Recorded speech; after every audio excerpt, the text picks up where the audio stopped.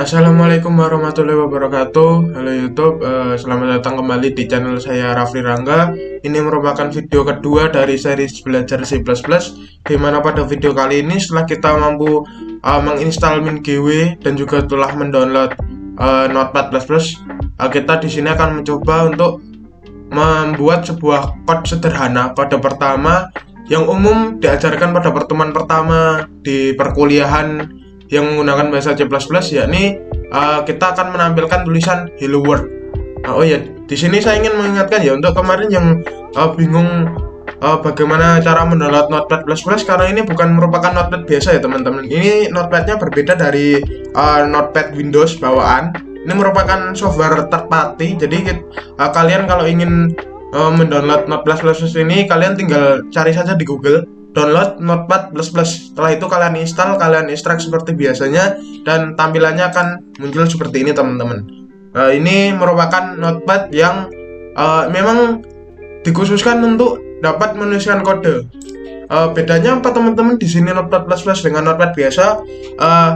Kalau kita tuliskan kode di sini, di Notepad biasa itu tidak akan muncul warna teman-teman. Jadi kita akan pusing untuk membedakan ini code yang fungsinya untuk apa, ini code fungsinya untuk apa. Sedangkan di Notepad++ ini kita memiliki fitur pewarnaan berdasarkan bahasa apa yang kita gunakan. Di sini terdapat banyak sekali bahasa yang kita gunakan, tapi di playlist kali ini kita akan belajar menggunakan C++. Dan ini yang saya sarankan pertama kali teman-teman, set terlebih dahulu di sini di bagian language atau bahasa. Jika kalian mengatur software ini menggunakan bahasa Indonesia, kalian ke bagian language atau bahasa ini, kemudian kalian ubah menjadi bahasa C++ seperti ini. Fungsinya apa teman-teman? Di sini Notepad akan memberikan warna untuk beberapa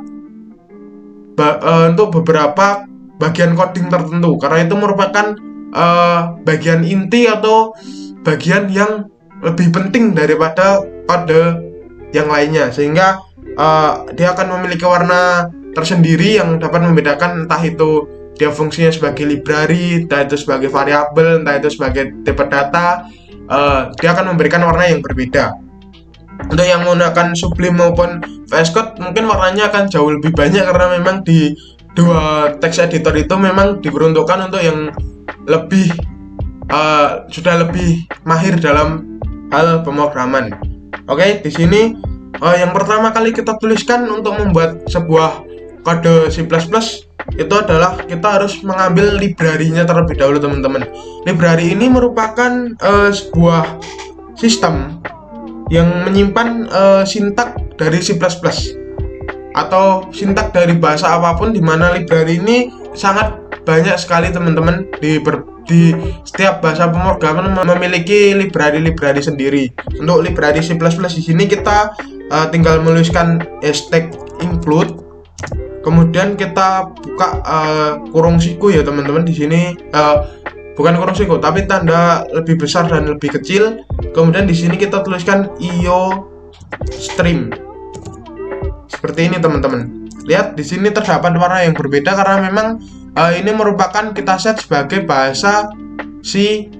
Apabila kita tidak mengsetnya seperti ini, apabila kita tidak set bahasanya atau non seperti ini, dia akan tidak ada warnanya teman-teman.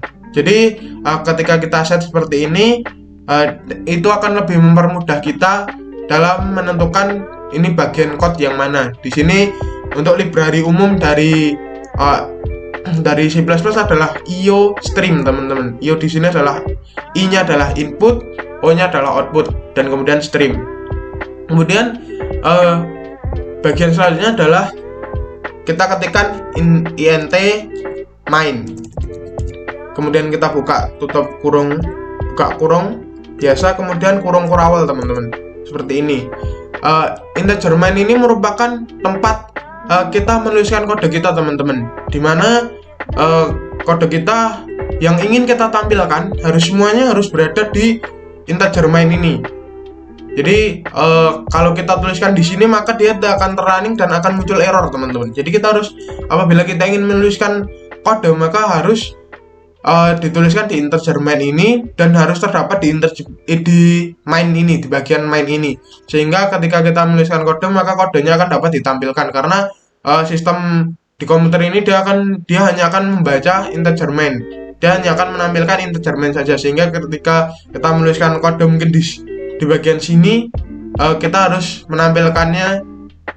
memunculkannya atau memanggilnya di bagian main ini agar kode di bagian atas ini juga dapat dijalankan seperti itu teman-teman. Kemudian untuk cara menampilkan tulisan hello world itu sederhana teman-teman, yakni kita hanya perlu menuliskan std kemudian titik 2 tanpa spasi ya teman-teman, titik 2 seperti ini, kemudian kita tuliskan cout seperti ini, kemudian kita buka 2 kurung lebih kecil 2 kali seperti ini, kemudian kita berikan tanda petik 2 kali dan titik koma. Ini merupakan sintaks sederhana atau aturan penulisan sederhana ketika kita ingin mengeluarkan sebuah kata atau kalimat. Di sini contohnya kita menuliskan hello world seperti ini teman-teman.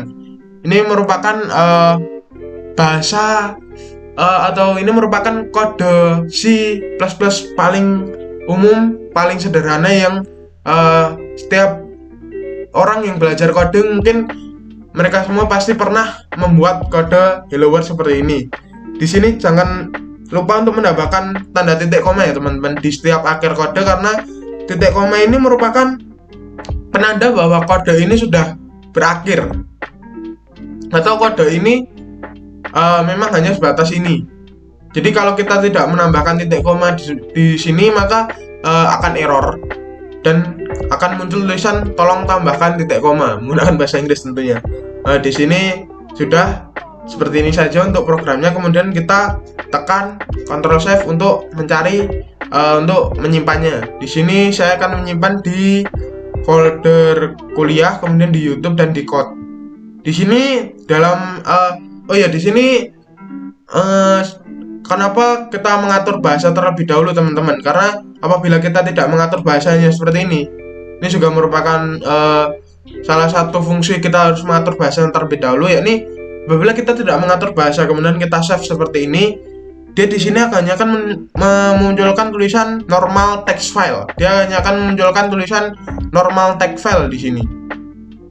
Ya, sehingga ketika kita tidak mengatur bahasanya seperti tadi, normal text file ini akan menyimpan kode ini sebagai .exe teman-teman, bukan .c++.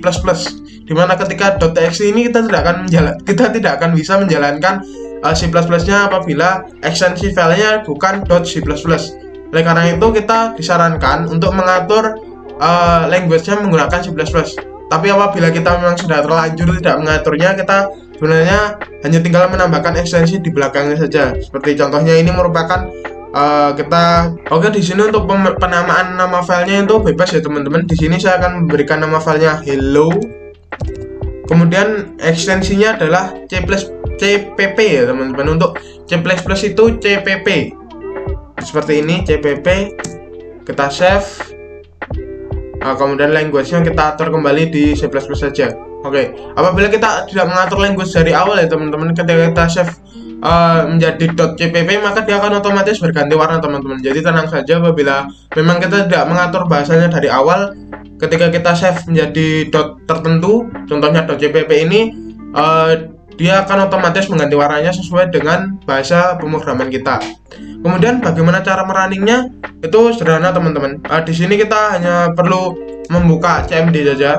Apabila kita sudah menginstal MinGW kemarin di mengatur path-nya, nanti akan merunning file ini atau code ini di cmd. Cara memunculkan cmd-nya sederhana teman-teman, kita tinggal tekan Windows R, kemudian klik cmd. Maka akan muncul tampilan seperti ini. Oh iya, di sini ada sedikit catatan ya teman-teman. Kita harus memindahkan dulu directory di sini atau folder yang kita gunakan di folder tempat kita menyimpan code kita tadi teman-teman. Di sini saya simpan code-nya di 01 kuliah, kemudian di YT dan di code. Kita harus masuk ke dalam folder ini teman-teman. Di D/01 spasi kuliah spasi YT/YT/code. Di sini sebenarnya ada cara yang cukup rumit, cara yang agak susah dan cara yang sangat mudah.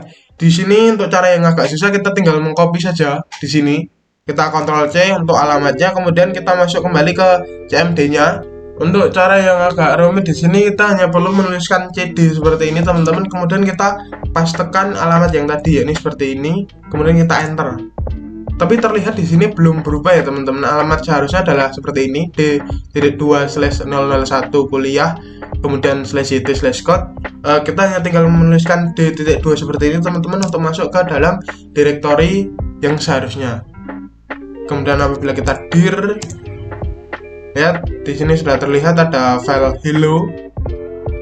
Ya, di sini sudah terlihat ya kan, bahwa filenya ada, untuk memastikan bahwa kita dapat mengompil atau merunning file ini.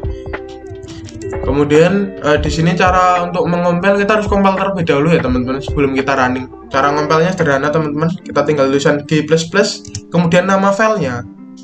Contohnya adalah hello.cpp, pastikan ada extensionnya hello.cpp ya teman-teman. Kemudian main o, ingat ini main o bukan main 0 ya teman-teman, main o -o. Kemudian kita bebas untuk sebenarnya di sini untuk output file setelah dikompilnya itu bebas namanya teman-teman, tapi saya sarankan untuk menggunakan nama yang sama seperti file kita. Contohnya di sini adalah hello.exe. Sebenarnya yang paling penting di sini adalah .exe-nya teman-teman. .exe ini merupakan ekstensi untuk file yang sudah dikompil teman-teman. Jadi dari kode ini, file kode ini kita akan ekstrak atau kita akan compile menjadi file dengan ekstensi .exe.